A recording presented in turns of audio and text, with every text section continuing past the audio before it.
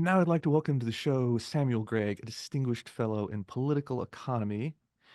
Welcome to Free the Economy, Sam. Richard, thanks for having me on. Now, your most recent book, The Next American Economy, Nation, State, and Markets in an Uncertain World, lays out, there's a lot of material in there, and some of it's pretty complicated, though rewarding to read. But the most basic part for me was that it lays out two options for the American economy going forward, the more managed version or the less managed version. Can you lay out just the simple version of what are the two paths we're facing right now?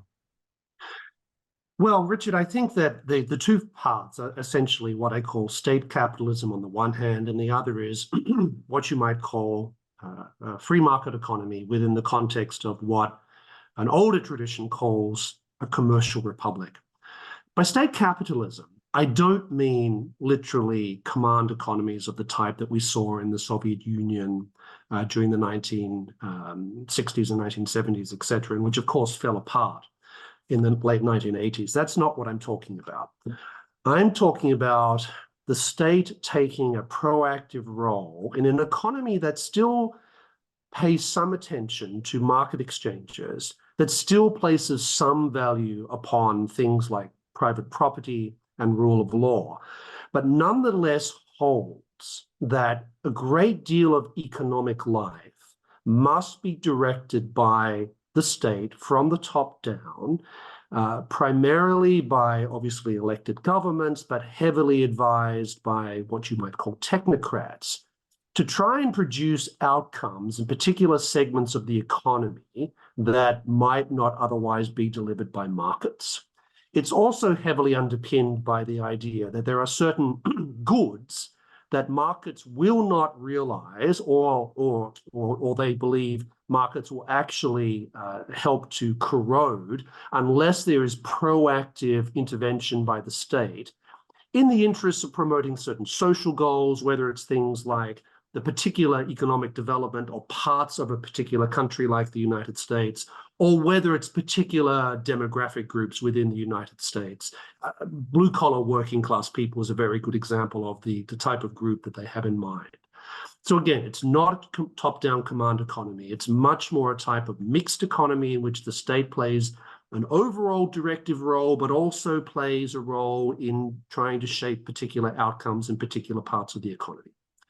By a free market economy within the context of a commercial republic, what I mean by that is, of course, a dynamic competitive economy characterized by heavy levels of entrepreneurship, dynamic and open trade internally and externally, institutional preeminence being given to private property and rule of law, and constitutional limits on government, which themselves help to define and limit the state's role in the economy, but also grounded in a particular normative context. And that normative context is this idea of a commercial republic, which, as you know, has a long history going back to people like Montesquieu, who was very influential upon the American founding, but also Scottish Enlightenment thinkers like Adam Smith and others who had this vision of a world in which commerce was the predominant way in which people lived a great deal of their lives, and in which commerce was seen as facilitating, but also reliant upon certain types of virtues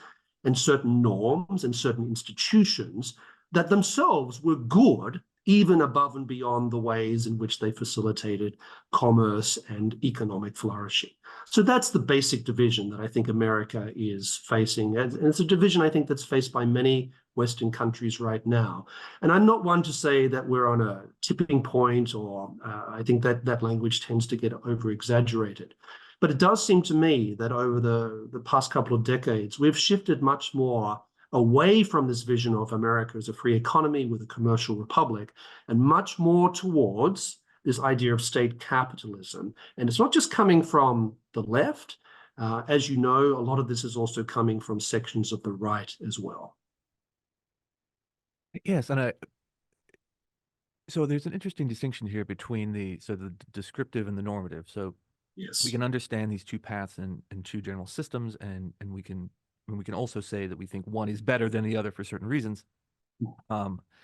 either because of its inherent goodness or its links to other, like you said, other characteristics. We say being honest is good, but being honest also makes you better, better at business because people trust and respect you. Um, I wonder if we have an accurate idea of how far we are down these two respective paths. Because I think for advocates of smaller government, like some of us, smaller government, certainly in economic affairs, we've already strayed pretty far from a truly free market economy.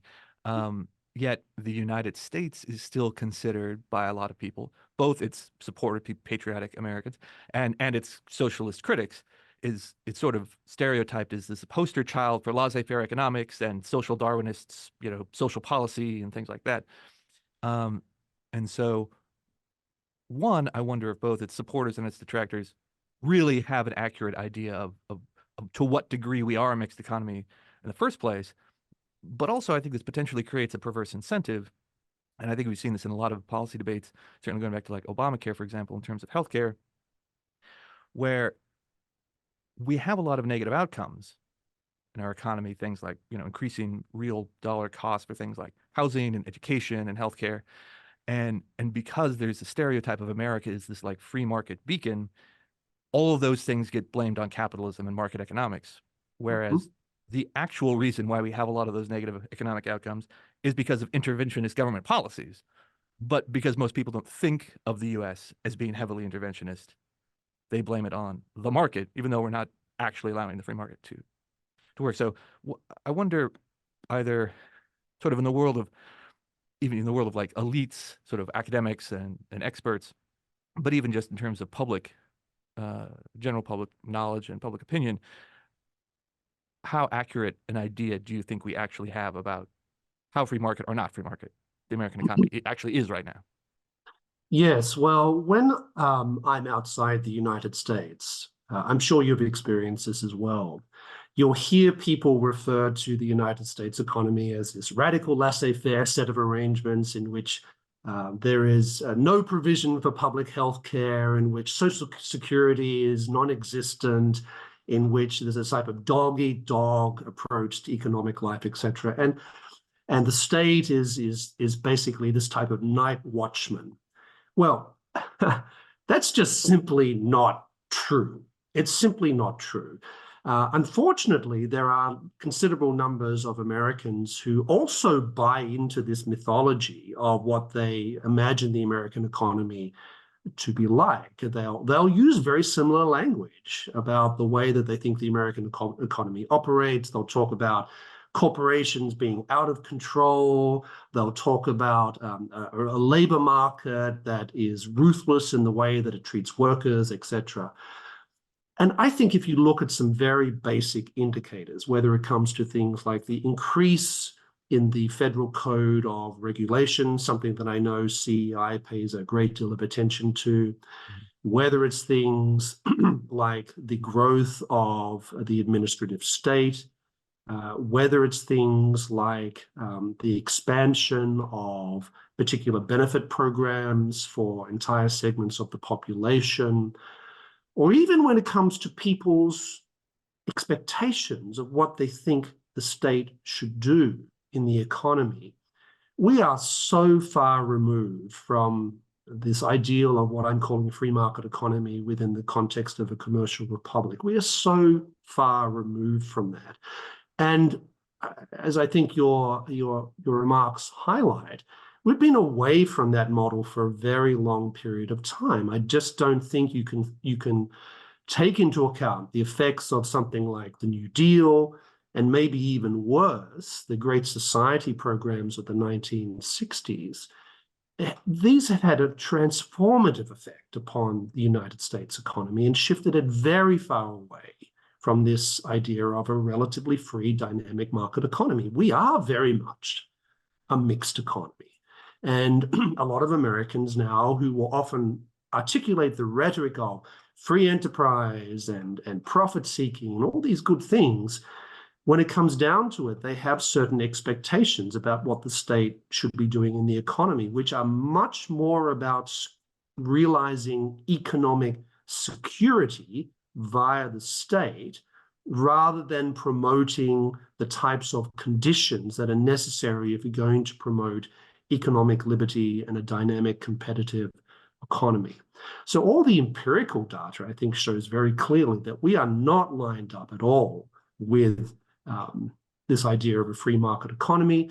And in fact, there's several indices out there that show that, for example, a number of Scandinavian countries are all in all economically freer than the United States, which is somewhat ironic because, in the 1970s, people talked about social democratic Scandinavian models, the future.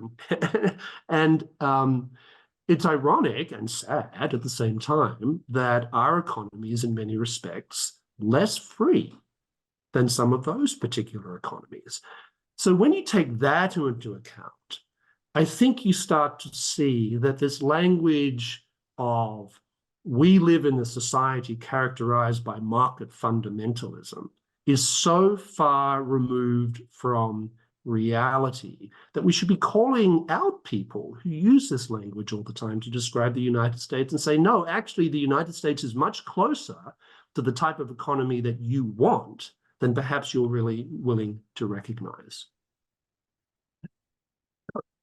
Yeah, and I think there's a sort of, in a way, a sort of sociological, even sort of like class analysis here in terms of perception and and influence, where the people who are mostly the most influential in American public policy and public opinion, just like almost anywhere, are people who are upper middle class, college educated people, and they are often the tastemakers, the people who are the writers, the producers, um, the TV broadcast and media people, and most of them don't have any experience of being poor, of actual poverty. They're aware of the concept of poverty, but they have not generally experienced it personally, and so they don't really know what that experience is like. They imagine it's very terrible, right? Because it's very different from their sort of upper middle class educated experience. But they've never received SNAP benefits. They've never participated in any number of these sort of like means tested social welfare programs. So they don't know that those things exist. I mean, on a certain intellectual level, some of them are aware that there are government programs for low-income people, but I think it's almost status anxiety of high status people creates this illusion that we are a social Darwinist dystopia because a lot of the people who are most influential in creating public opinion don't understand what it is to be like a normal working class person, other than it would be an icky life they wouldn't want for for reasons that don't really have anything to do with survival, but have to do with sort of social signaling and whatnot. Right. Um, uh, so I think in part it's sort of certainly unintentional anyway, but sort of like a lack of awareness where you have people who are making $200,000 a year, being a professional broadcast journalist or something, talking about their empathy with the poor and why America, this heartless America, needs to raise taxes to provide more social welfare benefits, but they don't really understand the reality of that, and they don't, I think, appreciate the tens of billions of dollars that go into all of these programs on an ongoing basis. Um, and in part, I think there's also a sort of grass, like you said, there's a grass is greenerism concept going on here, where we have stereotypes about how, say, like Scandinavian countries are more socially progressive and open-minded and generous, and of course that's completely different from the narrow-minded, lowest common denominator society we have in this country. But like you said, if you look at some of these like indicators, like household debt and even student debt in a country like Norway is at American levels. So even if you have a state education system that doesn't charge you tuition, a lot of people from backgrounds where you can that have the credit to borrow will often borrow to support student lifestyles. So there's a lot of things that surprise, I think, sort of center-left Americans about the difference, or more really the similarity between the supposed, democratic socialism they imagine exists in Denmark and Norway and Sweden and the U.S. Um, I wonder if you think there's a similar anything similar going on in some of our like peer countries, like in the UK or France or Germany. Uh, are the elites out of touch in a way that I'm thinking of, or there's simply uh, there's simply bigger government ideologues, and they just want more government spending and management of the economy just for its own sake. Well, I think there's a couple of things that can be said. One is that I still think that in Western European countries, the political economy emphasis is still much more on security rather than liberty compared to the United States. Now, the United States is, as we've talked about, is not great in that area right now, but I think we are still more liberty inclined when we think about these sorts of things. It's very hard to say things like words like social democratic America don't really ring in the same way as a phrase like social democratic Sweden rings true, for example. So I think there's just a basic, more evident emphasis upon the state and a default reliance upon state intervention in many of these countries, which is different from the United States. I think that those who want a bigger state in the United States still have to make a substantive intellectual argument because there's just a lot more opposition in America to that type of thinking. What's also interesting about some of the things you just said is that you were talking about the lack of awareness on the part of, let's call them elites, about what's available for Social Security and other such things, and the big role that the state does in fact play in the United States economy. They're also somewhat blind about the negative effects upon the people that they ostensibly say that they care about when it comes to Social Security and other forms of intervention into the economy.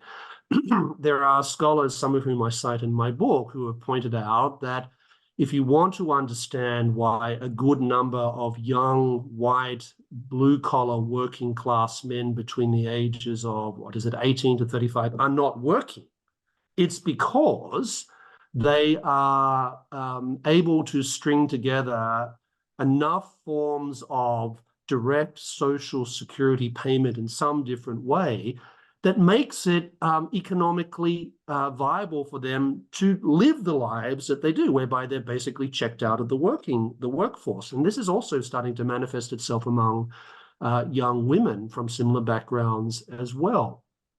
So to that extent, I think that the same people who are arguing for more state intervention into the economy, they're remarkably blasé of the negative cultural and economic effects upon the very groups that they say that they are interested in helping and trying to get out of poverty. And that's something I think those of us on the free market side could say a lot more about, because if you're seriously interested in things like human dignity, I don't see how you affirm human dignity by basically making people, incentivizing people to become very passive creatures.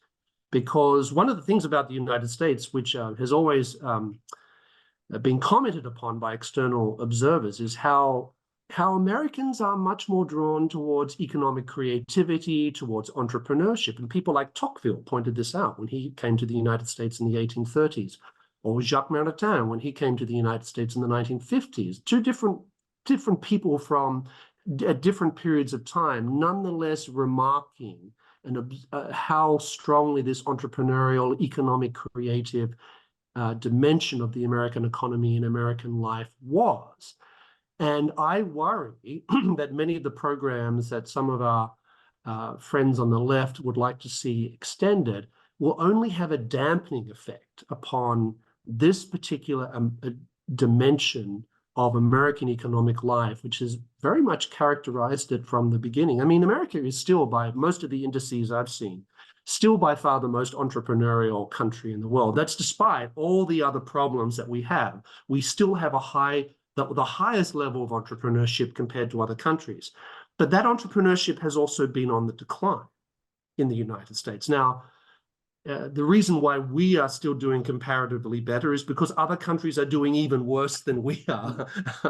So we're all on the decline in that respect. So while we are still more entrepreneurial, that's only because other people are getting worse. And I worry that our friends on the left don't quite appreciate the significance of this dynamic, not just because of the economic reasons, but what it also says culturally about the United States as well. Creativity, I think, is always not just economically better, but it's normatively better than being passive and essentially not taking creative action, whether it's in your own life, your personal life, or whether it's in your economic life as a whole.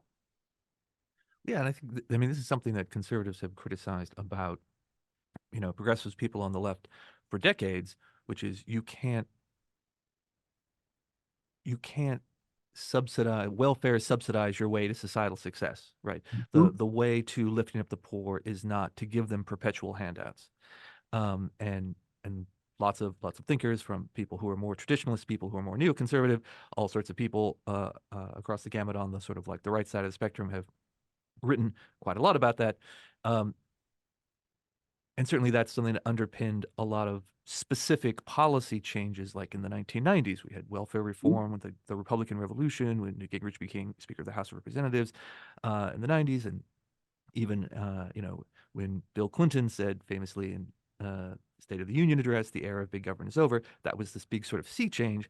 But one of the reasons why conservatives and Republicans were pushing so hard for things like welfare reform was precisely because of these like longstanding critiques of human agency and the importance of work and people having a positive self-respect based on being constructive, contributing members of society. I was, I had a professor assign me to read William Bennett's Book of Virtues when I was in college, and that was a sort of very tenor of the time, right? That we should go back to. There was even a tiny blip for a while, people calling themselves the New Victorians, right? That we should go back to saying that, like, honesty, thrift, hard work, these are the keys to success in life. Something that like a Victorian school child would have would have had to memorize. Yet today, I feel like we have a lot of right-wing policy critics who said who have kind of abandoned that underpinning. We have people who who have a great respect for, like Senator Marco Rubio, who's sort of famous for this, of course, talking about displaced Americans, blue collar working class Americans, breadwinners are facing challenges in the global economy, so we need to support them and do all sorts of policies to kind of like prop them up, or protect them and their former employers from international competition. And he says things like, I just saw him speaking in person a few months ago, and he says it's telling an unemployed coal miner that he needs to learn to write software code instead is an insult, and terribly disrespectful. But I wonder what's the long term, right? There's any number of short term policies you could say, well, we're going to smooth this transition or whatever, but certainly subsidizing non-productive jobs for blue collar American men can't possibly be the long term strategy, even among our like populist and nationalist friends who believe in things like trade tariffs, to protect American jobs. In your opinion, do the people who are in favor of trade tariffs, do they have a long term plan? Or are they just sort of, well, we're going to put a Band-Aid over this for 20 years, and then at that point our industry will be so uncompetitive they'll get eaten alive by foreigners. Yes. So let me try and be charitable for a moment. So in one sense, they are pointing to particular dysfunctionalities within American society and particular social groups that are real. I mean, there are significant social and cultural problems among particular segments of the American population. So, I mean, I don't deny, for example, that There are obvious problems with drug use, for example, among certain segments of the population, and maybe even particular parts of the country.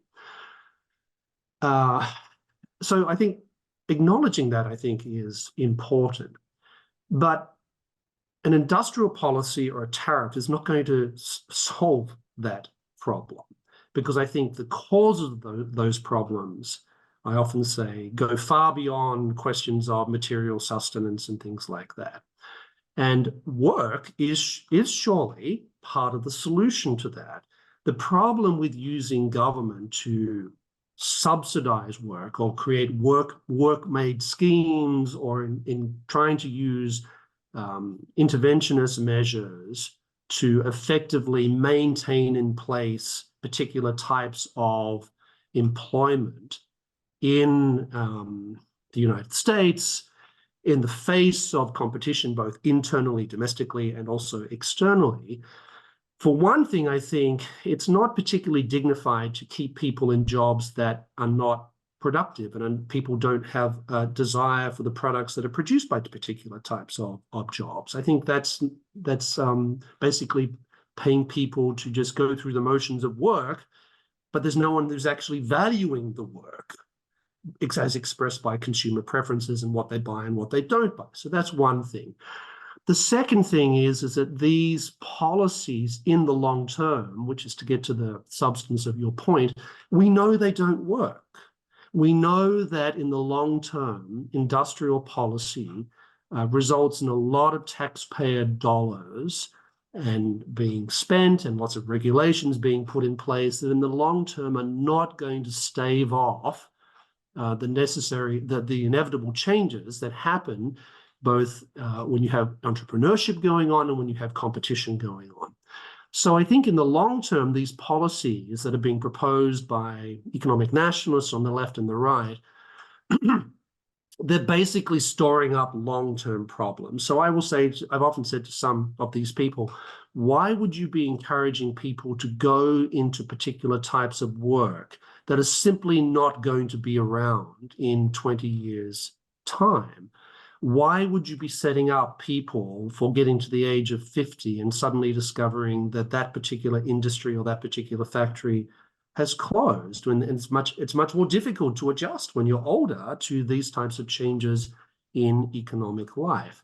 So I don't think they really have a long-term plan that is certainly economically sustainable, either in terms of the ability of the American economy to continue to produce jobs in the long term, but also in terms of the sheer cost that it puts upon government to try and maintain these things into place. So I think economically speaking, they're asking for things. They're trying to use the state to deliver outcomes that are just not going to happen. And we have plenty of empirical evidence that shows that this is the case. I mean, think, for example, of US Steel, for example, was just being sold off, right, to a Japanese company. And this is after years of subsidies and protectionism and different forms of government intervention to try and keep this thing in place. And it's all been about steel workers in Pennsylvania, et cetera, et cetera. And guess what? It's being sold off to another company. So all those regulations, all those subsidies, all those interventions were effectively for naught. And now it's much better, I think, to be in a position whereby we have people who can make easier transitions throughout the economy. And we need to think about the barriers to those transitions that exist, and they are considerable. And they've gotten worse over the past 20 years, I think, as a consequence of different forms of regulation, intervention into the economy. So I don't think our economic nationalist friends have a long-term plan. And now, there's no question to my mind that if you live in the conditions of an open, dynamic economy, then turbulence is part of the deal. That's the trade-off you accept in return for overall growing wealth, overall growing wage increases, overall prosperity. You have to accept that this is part of the trade-off. They want to make a different trade-off. That is for short to medium term security for particular segments of the population at the price of overall growing stagnation in the American economy. This is what we call trade-offs. And it seems to me that that's the trade-off that they want to make. And it's a very different trade-off compared to the one that you and I would be prepared to make. But I think ours is about the long term. Theirs is about the short and medium term. And I think this is what many of these economic debates come down to. Are you really concerned about the long term, or are you concerned about particular groups and their short-term and medium-term prospects? And that's part of where I think the intellectual divide lies. Well, yeah, and I think, in terms that would be culturally relevant to some of these critics, the growth you trade away today for more security isn't really going to be borne by you. It's going to be borne by your children and grandchildren. Right. So you're not going to live long enough to see a shrinking U.S. economy, in real terms, but Right. they will, right? Yeah. And but speaking of sort of like cultural critiques here, you've mentioned that, something that in these debates about protectionism and American jobs, and especially blue collar working class Americans and blue collar working class American men, that there's a really unique cultural resonance to talking about that is absolutely not just about economics. It's almost, Right. I would say, not at all about economics. Right. And you, especially towards the end of your book, you talk about how if you want to, if people want to be able to defend things like a market economy, they have to understand about the cultural context of that and about the values behind it, not just the statistics about GDP growth. And I've asked a lot of people about this, and have gotten a lot of interesting answers. But the question is, why do we care so much about steel workers per se? Why do we care so much about coal miners per se? Mhm. There are 30, 40, 50 years of political campaigns, politicians running for president showing up to diners and coffee houses in Iowa and New Hampshire, back before it was the Rust Belt. Some people, we call it the Rust Bowl. People were calling it that in 1980, right? Right. This is not a post-NAFTA thing. And when we talked about protecting American jobs, it's always the factory worker. It's always the coal miner, sometimes the farmer. I feel like less so maybe than in some previous decades. But why is that? Why is the factory worker job more important than the software developer job? And why is there emotional pull? Even people who don't agree with some of those arguments, they recognize that, Mhm. a rancher has a more emotional pull than, like, I don't know, an elevator operator in Manhattan or something. Mhm. Pick your example. Yes, so I think there's a couple of things going on. One is a type of nostalgia for, let's call it 1950s America. So that's one thing that's going on. And it brings back visions of the big four automobile companies in Detroit, and when cities like Detroit and manufacturing cities around the United States were of this particular period of time. Manufacturing working is associated with things like, well, you can work in a factory, you can be a blue collar person, and of course we're talking about men. That's who we're talking about at this point. Being able to provide for their family, et cetera, on one income. It's a period of time in which America is ascendant in the world, where we're really number one. There's the Soviet Union, but of course, America is number one. So there's a nostalgia dimension to this. That's one thing. A second thing is a type of attachment of value to physical types of work, doing things with your hands, building machines, etc. And it reflects sort of the way in a lot of people used to talk about agriculture, as you mentioned, right? There's a sense that you're doing stuff with your hands, you're mixing your hands with the earth, so I think that's also part of it as well. I also think that there's a sense that in an era of globalization, there's a perception that these are groups that were particularly negatively affected by the reduction of trade barriers around the world, the move away from state intervention in different parts of the world, etc., and that this they argue has had a negative effect upon American manufacturing workers. Now, of course, what we know is that American manufacturing work in terms of overall numbers and percentage of the workforce started declining in the late 1970s. And we also know that this has mostly to do with technological change, right? And that this has resulted in a fall in the number of people working in American manufacturing, even at the same time while American manufacturing productivity has gone up. So it's not the case that somehow manufacturing has become not important in the American economy. It's just changed. Its nature has changed, and that's mainly because of technological change. And that's why we're really good at high-tech manufacturing, and we don't build cars like the 1950s anymore. So those are some of the factors that I think are at work. And I think there's a lot of unseen that maybe our side needs to talk more about, such as the fact that we now have more people in the American economy overall. We also have more people working in parts of the American economy, like the service industry, that are not as physically demanding and are actually paying better than the old type of manufacturing jobs to which many blue-collar working class people once gravitated.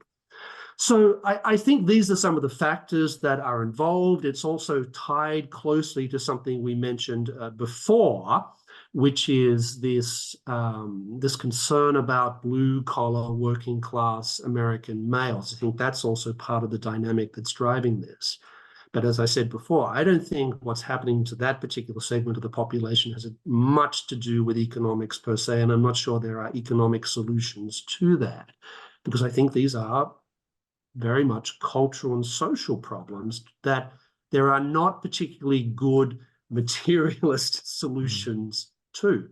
So that's the irony, right? Because some of our opponents, they'll say, well, you know, you're thinking very materialistically about these things. I would actually say, no, you're the ones who are thinking very materialistically about this, because you seem to think that there are economic solutions for problems that I don't think actually have very much to do with economics per se. Well, yes, and I would dare say even that they are not just social problems, but spiritual problems. Yes, I agree. I think there's uh, a reticence among some people talking about economics and politics to bring the idea of spiritual truths into this, because I don't know if that seems either something that can't be quantified, so we shouldn't talk about it, or it's, you know, not polite in polite company because it mixes religion and politics. But I definitely agree with you, Sid, that being materialistic, not in the sense of being acquisitive and consumerist, but being materialistic in the literal sense of Yes. materialistic versus theistic.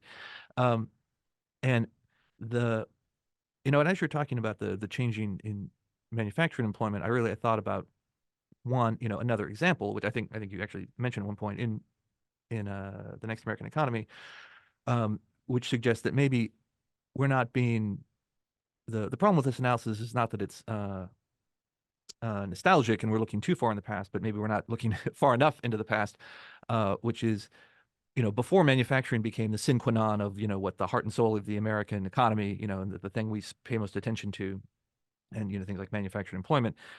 Agriculture was, of course, the most important part of every country's economy, but it was certainly the most important part of our country as well.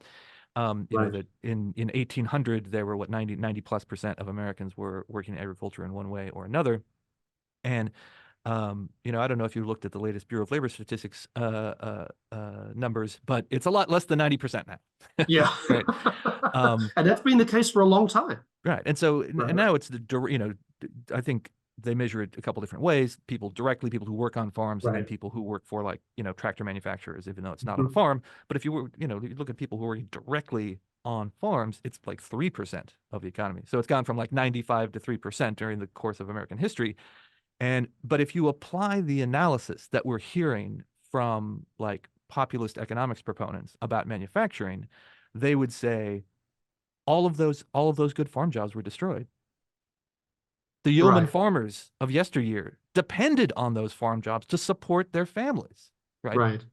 And they're all gone. They were all destroyed. And that must mean, if we go from 95% of Americans working on farms to 3%, that must mean our agriculture sector has been decimated. which of course it hasn't. which of course it hasn't. So America's still a food exporter. America is massively productive with Right, agriculture at home, and it's because, as you pointed out, it's a change in technology where a single person can be overwhelmingly more productive than they were even 30 years ago, but certainly 250 years ago. And so I think there are sort of counter examples to, when you say like, oh, look how manufacturing employment has declined. Isn't that terrible? Isn't that a negative trend? Um, I would say look at the number of people who are working on farms and sort of understand how that dynamic has played out. That's not a decline. That's not an right, example of economic or social decline. That's actually a giant success. correct. And think about it this way as well. Um, Agricultural life in the 18th and 19th and early 20th century was not exactly the sort of rural idyllic life that I think some people on the right imagine it was like. It was backbreakingly hard. It meant that young men and women were finding themselves doing all sorts of very physically demanding stuff from a very young age. A lot of these small farms were not particularly economically viable and eventually went out of business. And the shift to urban life brings its own challenges, but it also meant overall, I think, a better standard of living and in many respects, a more potentially more rewarding cultural and social life than had been offered by people living in these rural settings. And, there's reasons why lots of people migrated, millions of people migrated from agricultural areas from the mid 19th century onwards into including in the United States to urban areas because life in agricultural settings was not actually all that great for most people. And I think we're seeing a similar transformation in manufacturing today. And as you say, this doesn't mean that somehow agriculture and manufacturing have somehow disappeared from the United States. It's just changed. It's just changed. And they are there costs to that? Sure. Are there benefits to that? Absolutely. And I think the benefits more than outweigh the actual costs. But of course, the people on the other side, they also, I think, have this sort of romantic view of these things. And I think that when you look closer at the reality of manufacturing in the 1950s or agriculture in the late 19th century, it's not as romantic as they make it out to be. Yes. Well, I don't have any romantic ideas about going out to use an outhouse on a South Dakota sugar beet farm in Yes. 1910. Um, so one last thing here to sort of wrap up. You know, in the book again towards the end, you make I think a really good argument that um, you can support things like global free trade without being painted as a sort of like United Nations globalist or a World Economic Forum, Klaus Schwab. transnationalist, right? Yeah, you don't have to be Klaus Schwab to support free trade, and that there are all sorts of specifically as an American, all sorts of perfectly patriotic reasons rooted in the history of our Constitution and the American founding, that is very much consistent with you know government letting Americans get about the business of growing a commercial republic without constant micromanaging and interventions. Um, and it puts me in mind of two sort of like cross currents here. So we talked about the people who are sort of nostalgic for Detroit auto plants and say, well, or of all things, the coal mine. You would see it seems we are used to sort of hearing that and feel bad for coal miners who lost their jobs, but the idea that was what you would want your children and grandchildren to do for a living for the indefinite future, it's a rough job, right? Um, Right. so we have this idea that, if my grandfather was a buggy whip maker and his father was a buggy whip maker, then I should somehow have a right to, a flourishing buggy whip industry, so that I can continue in that tradition. But we also have a very strong, and in part come from the immigrant experience, a very strong history in the United States of aspiring to, climbing that like socioeconomic ladder. And so the guy who is a like manual laborer, his son gets a more highly skilled job, and then his son becomes a doctor or lawyer. Right. Right. That is really the American dream more than anything else I think of, in terms of economic life over time. We are looking for jobs that are higher paid, are higher status, but are also safer, right? Right. Expose you to less physical harm, to less discomfort of working what difficult conditions or outdoors in all weathers. Um, and there was a time I think when the same sort of kind of populist critics we have today, who say we need trade barriers to like prop up the American steel industry. The very similarly oriented people would have said, no, no, no, I don't want my son to be a work in a steel plant. I want my son to be a university president. Right. Yes. Right. Right. Remember, I think here of the Godfather line, right, where Hmm. the, the old Godfather tells Michael Corleone, "I wanted you to be Governor Corleone, Hmm. Senator Yeah. Corleone, etc." And I've talked to a good number of people who have come from, let's call them working class blue collar families, and the overwhelming ambition for their parents was for their children not to live this particular life, not because they thought there was something unseemly or anything about it, but they just recognized that other forms of economic activity were likely to expose their children to less harm, to give them more opportunities for creativity, and to be more economically prosperous and have access to all the cultural and social goods that opens up for people. And that's something I find it extraordinary that a lot of the economic nationalists, particularly on the right, seem oblivious to. Why would you want your children to work in the same type of conditions that you don't find particularly pleasant in the context Hmm. in which you're living them? But something else you said right at the beginning of your last comment, I think is very important, and that is about what this argument we're having about the economy means for America more generally. Because I think in many respects, and I think maybe you and I have talked about this before on other occasions, many of these economic debates that we're having in America right now are proxies for other discussions. Hmm. They're proxies about what type of country we want. They're proxies that go back to long-standing debates in American history about um, tariffs and protectionism, which in turn were reflective of arguments of what people thought the country should be like. And you can go back to the American founding to see some of these arguments alive and well.